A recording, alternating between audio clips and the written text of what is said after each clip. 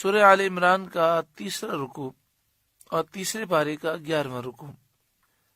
ان الذین یکفرون بآیات اللہ، بے شک وہ لوگ جو اللہ کی آیتوں کا انکار کرتے ہیں، وَيَقْتُلُونَ النَّبِيِّينَ بِغَيْرِ حق، اور نبیوں کو ناحق شہید کرتے ہیں، وَيَقْتُلُونَ الَّذِينَ يَأْمُرُونَ بِالْقِسْطِ مِنَ النَّاسِ، اور انصاف کا حکم دینے والوں کو قتل کرتے ہیں، فَبَشِّرْهُمْ، تو اے محبوب آپ خوشخبری سنائیے انہیں بعذاب علیم، دردناک عذاب کی۔ بنی اسرائیل نے کئی انبیاء کو شہید کیا، کیونکہ بنی اسرائیل میں ہزاروں انبیاء آئے، ہر شہر کے لیے، ہر قوم کے لیے الگ نبی ہوتے۔ ایک دفعہ تو ایسا ہوا کہ بنی اسرائیل نے صبح کے وقت ایک ساتھ کے اندر 43 انبیاء کو 43 انبیاء کو شہید کیا۔ 112 عابد کھڑے ہوئے اور انہوں نے انہیں کہا کہ تم نے بہت غلط کام کیا۔ انہوں نے نیکی کا حکم دیا، برائی سے منع کیا اور کہا کہ تم اللہ کی بارگاہ میں توبہ کرو۔ تو اسی روز شام کو انہوں نے 112 ان عابدوں کو بھی شہید کر دیا۔ اس آیت کریمہ میں سید عالم صلی اللہ علیہ وآلہ وسلم کے دور مبارک میں جو یہودی تھے، جو بنی اسرائیل تھے، جو توریت کو مانتے تھے، ان کا رد کیا گیا۔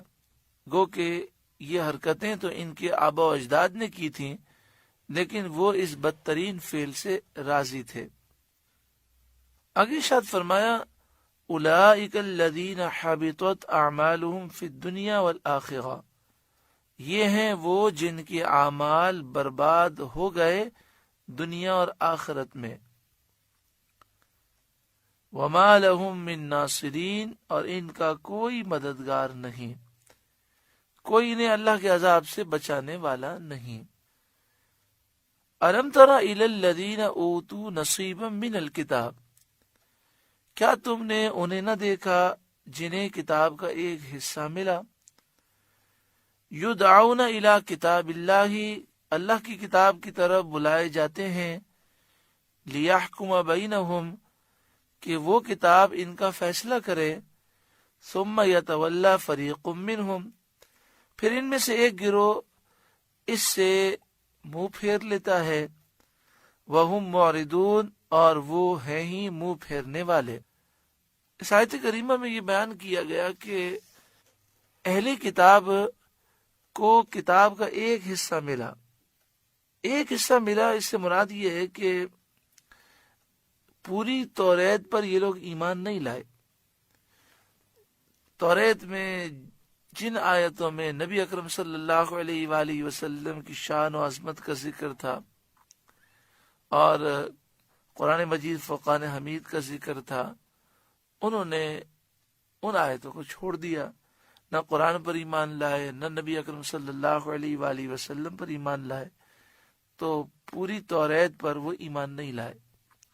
اس لیے فرمایا کہ کتاب کا ایک حصہ جنہیں دیا گیا، انہیں بلایا جاتا ہے کہ آؤ توریت کی طرف آ جاؤ، تمہارے اختلافات جو ہیں اس کو توریت سے حل کیا جاتا ہے، تو بھی وہ توریت کی طرف نہیں آتے۔ اس آیت کریمہ کا شان نزول یہ ہے کہ حضرت عبداللہ بن عباس رضی اللہ تعالی عنہما فرماتے ہیں، ایک مرتبہ سید عالم صلی اللہ علیہ وآلہ وسلم یہودیوں کے مرکز گئے، اس کا نام تھا بیت المدراس۔ آپ وہاں تشریف لے گئے اور یہودیوں کے مرکز جا کر یہودیوں کو اسلام کی دعوت دی۔ تو یہودیوں میں سے 2 شخص، نعیم بن عمرو اور حارث بن زید نے کہا، اے محمد صلی اللہ علیہ وآلہ وسلم، آپ کس دین پر ہیں؟ آپ صلی اللہ علیہ وآلہ وسلم نے فرمایا، ملت ابراہیمی پر۔ وہ کہنے لگے، حضرت ابراہیم علیہ السلام تو یہودی تھے۔ سید عالم صلی اللہ علیہ وآلہ وسلم نے فرمایا، توریت لاؤ، ابھی ہمارے تمہارے درمیان فیصلہ ہو جائے گا۔ اس پر وہ نہ جمے اور منکر ہو گئے۔ اور توریت لا کر فیصلہ کرنے پر بھی راضی نہ ہوئے، اس پر یہ آیت کریمہ نازل ہوئی۔ حضرت عبداللہ بن عباس سے ایک اور روایت ہے کہ خیبر کے یہودیوں میں سے ایک مرد نے ایک عورت کے ساتھ زنا کیا تھا، اور توریت میں ایسے گناہ کی سزا پتھر مار مار کر ہلاک کر دینا ہے، لیکن چونکہ یہ لوگ یہودیوں میں اونچے خاندان کے تھے، اس لیے انہوں نے ان کا سنسار کرنا گوارا نہ کیا، اور اس معاملے کو نبی اکرم صلی اللہ علیہ وآلہ وسلم کی خدمت میں لائے، اور ان کا خیال یہ تھا کہ نبی اکرم صلی اللہ علیہ وآلہ وسلم توریت کے حکم کی مخالفت کریں گے، کیونکہ توریت میں سنسار کرنے کا حکم ہے، تو آپ اس کے برعکس حکم دیں گے اور سنسار کرنے کا حکم نہ دیں گے۔ مگر نبی اکرم صلی اللہ علیہ وآلہ وسلم نے ان دونوں کے سنسار کرنے کا حکم دیا کہ پتھر مار مار کر ان کو ہلاک کر دیا جائے، کیونکہ نبی اکرم صلی اللہ علیہ وآلہ وسلم کی شریعت میں بھی یہی حکم ہے کہ جب شادی شدہ افراد یہ کام کریں تو ان کی یہی سزا ہے۔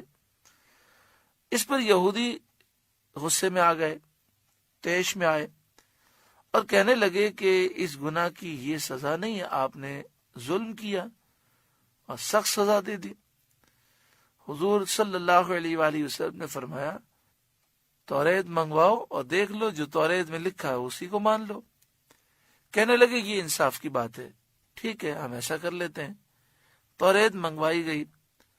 عبداللہ بن سوریہ یہودیوں کا بہت بڑا عالم تھا، اس نے پڑھنا شروع کیا۔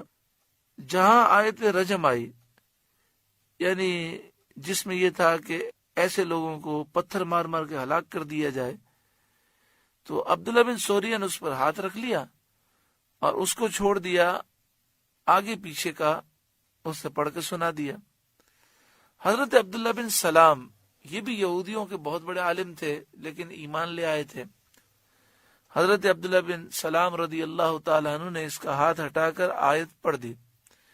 یہودی ذلیل ہو گئے۔ وہ یہودی مرد و عورت جنہوں نے زنا کیا تھا حضور صلی اللہ علیہ وآلہ وسلم کے حکم سے سنسار کیے گئے۔ اس پر یہ آیت کریمہ نازل ہوئی۔ الم تر الی الذین اوتوا نصیبا من الکتاب، کیا تم نے انہیں نہ دیکھا جنہیں کتاب کا ایک حصہ ملا، یدعون الی کتاب اللہ، انہیں بلایا جاتا ہے اللہ کی کتاب کی طرف، لیحکم بینہم، تاکہ وہ کتاب ان کے درمیان فیصلہ کرے، ثم یتولی فریق منہم وہم معرضون، پھر ان میں سے ایک گروہ اس سے منہ پھیرتا ہے اس حال میں کہ وہ منہ پھیرنے والے ہی ہیں۔ سوال پیدا ہوتا ہے کہ یہ اس طرح کی حرکت کیوں کرتے ہیں؟ جب توریت میں یہ چیزیں موجود ہیں تو جاننے کے باوجود یہ انکار کرتے ہیں، لوگوں کو دھوکہ دیتے ہیں۔ کیا ان کا دل آخرت کے خوف سے لرزتا نہیں؟ تو آگے اس کی وجہ بیان کی گئی، کیونکہ جب تصور آخرت ختم ہو جائے یا تصور آخرت کا جو حقیقی تصور ہے وہ بگڑ جائے تو پھر انسان کو کسی گناہ کی پرواہ نہیں رہتی۔ ان کا تصور یہ تھا کہ ہم کچھ بھی کر لیں، ہم اللہ کے پیارے ہیں، اللہ کے محبوب ہیں، جنت صرف ہمارے لیے بنی ہے، ہم تو جنتی ہیں، چاہے کچھ بھی کر لیں۔ اور دوسری بات یہ کہ یہ یہودی یہ عقیدہ رکھتے تھے کہ ہمارے علاوہ جتنے بھی لوگ ہیں ان کو جتنا بیوقوف بنایا جائے، جتنا ان سے جھوٹ بولا جائے اور جتنا ان کے ساتھ فراڈ کیا جائے، ہمیں اس پر اجر و ثواب ملے گا۔ جب سوچ ہی غلط ہو جائے تو پھر انسان ایسی ہی حرکتیں کرتا ہے۔